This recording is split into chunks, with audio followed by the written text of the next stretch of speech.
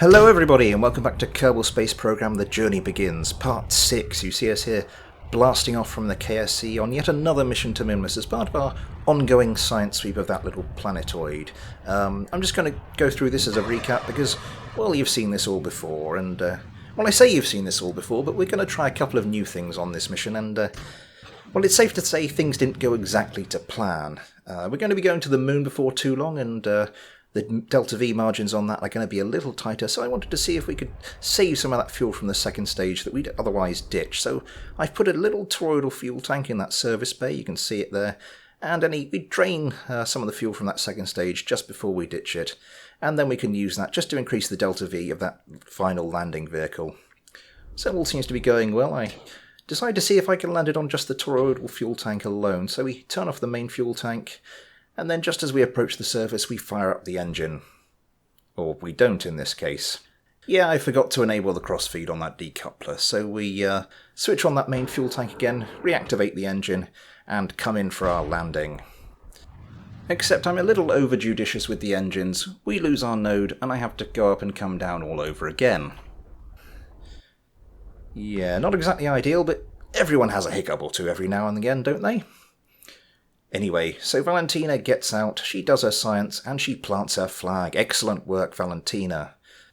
And with all that done and those couple of hiccups in the past, she climbs back aboard her vehicle, and she sets out for her journey home. And this is where we're going to try the other new thing, because I've just got something in mind for the future, so I just wanted to test this little thing. I want to try some atmospheric braking with this capsule, so we set what I think will be a suitable periapsis of about 50,000 metres. We open the landing legs to see if that will increase the drag some, and, well, the materials bay gets a little warm. Yeah. Fortunately, what we have left is just basically the landing capsule, so all's well there. Well, not quite. We are nowhere near deep enough in the atmosphere, so we just skip off and have to go round again. Yeah, it's looking like a good decision not to have TAC life support installed for this playthrough. Well, that's not enough, so we have to go round again. Nope, that didn't do the job either. Round again. I'm really sorry, Valentina. Round again. And just as we think we're going to have to go round one more time, we finally get captured inside Kerbin's atmosphere. And from here on, it's just fairly routine stuff, although this time with a very grumpy astronaut on the capsule. And just as the re-entry effects fade away, I notice that the heat shield is looking a little black, so I right-click on it to see what's going on, and I have burnt off the entire ablator. I have never done that before in Kerbal Space Program. And with that disaster behind us, and, well, to make myself feel a bit better, we launch another mission to Minmus, this time Jebediah at the controls, and this time a much simpler mission. We're not going to be mucking about with fuel transfer or atmospheric braking, no, just get in, get the science, and get out again without meaning to make it sound too much like a heist movie. So Jebediah here gently touches down, gets out, does what he needs to do, plants his flag. Fantastic stuff, Jebediah. Before getting back on board his vehicle, launching, and plotting a much simpler, much more usual course back to Kerbin, and enjoying a much less eventful re-entry. And as Jeb floats gently down to the ocean, we go and we find out how much we've accumulated through those two missions, and we find we have well over 1,000 science to spend. So with that science, we fill out the 6th tier of the tech tree, we get ourselves a couple more goodies to boot, and that allows us to design this, the Swift, the latest of our aircraft. This flight takes a while, and, well, it's not the main attraction here today, so we're just going to go through this at 4 times time acceleration. Valentina here, joined by Bill, who I'm sure is delighted at finally having something to do. So we fly off, we can fly over the mountains, and find that little desert biome that exists on the eastern coast of the KSC continent. One of the reasons I'm doing this flight is sort of to test the airframe here, because we're going to be building a shuttle out of this craft. I normally build like a Mark II shuttle early on in most of my games, and this one will be no exception, so we're going to see if this flies well, and as it appears to do, and then we're going to strap some massive rockets to the side to get it into space. Obviously we're going to replace those jet engines once we get down there. And we're just going to try and land it, not at the KSC, because we might not always be able to land at the KSC, so this is a bit of a rough terrain landing tests for it as well. But everything seems to go very well, so once we've landed, we come to a complete stop, and then it's time to start collecting science from this new biome, including, for the first time, with our new seismometer that we've just picked up. And with all that done and a crew report to boot, it's time to get Bill out. Yes, it's time for Bill to star centre stage, so we're going to get him out onto the surface of this desert, just to collect the last of that science, the last of the that EVA report and that surface sample, but he has some trouble getting back onto the craft. I think I parked on a slight slope, so that doesn't really work. Until we get him round to the other side, deploy that other ladder, then he finally manages to climb up, and our test run is a success. So here we are on the launch pad with the shuttle version of our Swift. It's not a particularly imaginative launch vehicle. You can't really afford to be because, well, not at this stage of the game, because you don't really have the engines with a huge gimballing range, so you kind of have to do something a bit symmetrical like this. So I've just strapped two of these large booster cum fuel tanks to the top and bottom, and, well, hopefully that'll do. Let's get this in the air. Joining Jebediah on this test flight, of course, is Bob, so everybody's finally got to do something, which is nice. Bob, of course, unlike Bill, will actually be going to space today, because this will be a short suborbital test flight, but we'll be launching some larger vehicles soon, so Bill will get his chance.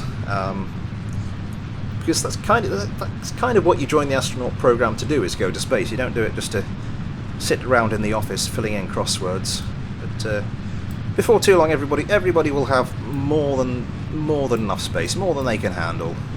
Just going to throttle this back because we don't want to get too fast in this thicker, soupier atmosphere down here. Yes, as I said, just a short suborbital hop, just to sort of test out the launch vehicle, iron out any little kinks that we might find. And I thought for this test we'd probably best see if we can go and find another biome on Kerbin, somewhere we haven't been before. Let's start tilting over a bit there. So as you might see, we're launching in a slightly different direction than usual, I should say.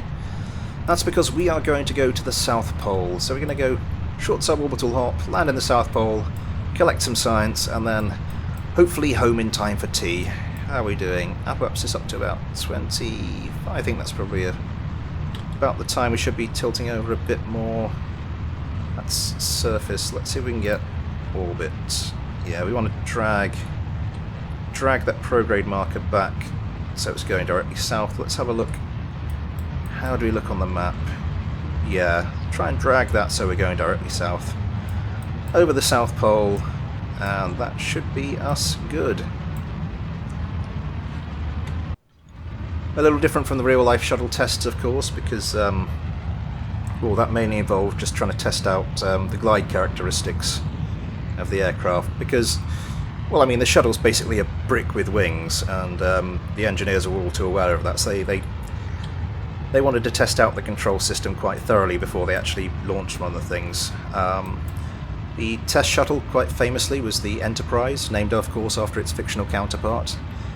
That was just, I think it was just launched from a larger aircraft, and that just did the glide test. The whole point of which is to test the control systems on the aircraft, because, as I said, if it's a brick with wings, even just to glide properly, you need, well, especially to glide properly, when you don't have any thrust, you need a pretty good control system just to make that fly properly. How are we getting on there? How's our apoaps? Looking good so far. So, as I said, they couldn't even sort of test the control system on the Enterprise. They needed to make sure they'd got it right before they got that far. So, what they did, I thought this was quite clever, they got another aircraft, put a control system in it that would make it fly with the aerodynamic characteristics of the shuttle, i.e. none, and then layered the control system they wanted to test on top of that to see if that would make the aircraft fly in a stable manner again, which I thought was quite ingenious. Let's just get up to our apoapsis. Let's start tilting towards the horizon. Going a bit slowly here. How much fuel is left in these tanks? Very little. Let's just thrust gently then. And let's see.